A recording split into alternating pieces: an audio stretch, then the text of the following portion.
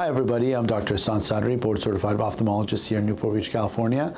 It's great to be here with you again. I get asked a lot of questions on myopia. What does that mean? Well, myopia is a fancy word for nearsightedness, which basically means you can see near but can't really see far. Farsightedness means you can see far but can't see near. It's the opposite of it. So myopia is very, very common. Unfortunately, here in the United States, it's pandemic within children. 1 in 4 kids actually has myopia now.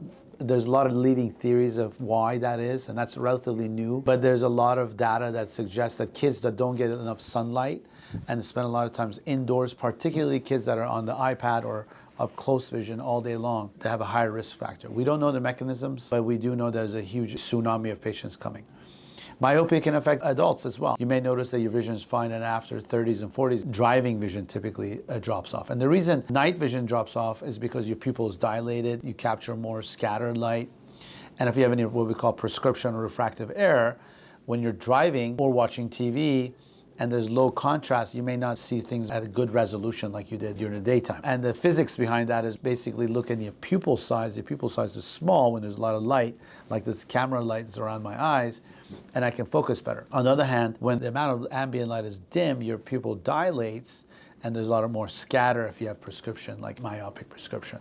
So what typically we advise is get an exam. Make sure to do a full examination, do a prescription evaluation. If it's a very low prescription and you're young and you can adapt and you don't need to necessarily wear glasses, that's okay. Just because you have prescription doesn't mean you have to wear glasses all the time. It means that if you're uncomfortable and can't see, safety for you and others, you should probably consider wearing something.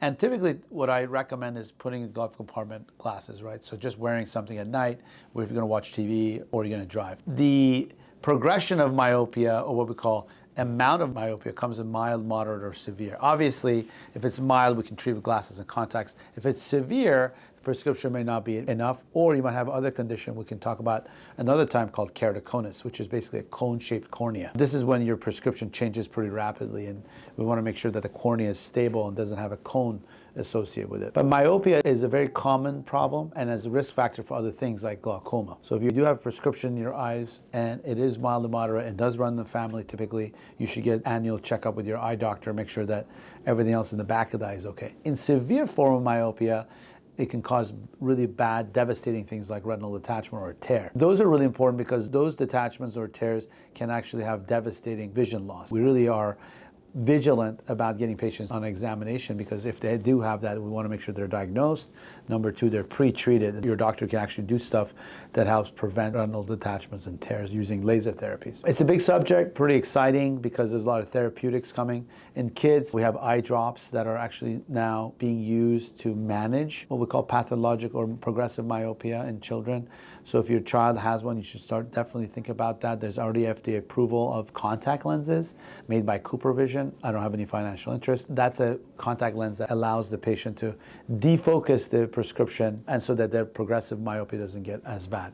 And the recent literature suggests that diluted atropine along with contact lenses for children can help slow this problem down. That's the problem. The problem is it's not static, it's dynamic, meaning that the myopia can actually get worse. The worst is when kids start out early because that, as it progresses, they can have all the other issues or what we call clinical sequelae like we talked about. Big topic, more to come. As always, it's a pleasure being here with you. Press the like button and subscribe if you have any questions. We'll get back to you. Thanks.